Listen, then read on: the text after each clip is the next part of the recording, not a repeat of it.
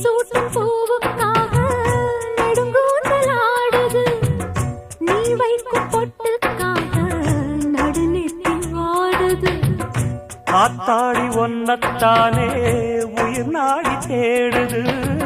காவேரி எங்கே போகும் கடல் வந்து கூடுது.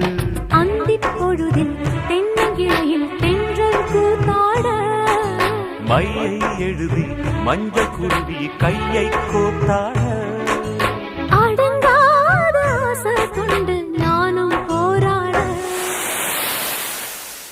உனக்கென பிறந்தவ ரெக்க கட்டி பறந்தவ இவதான்.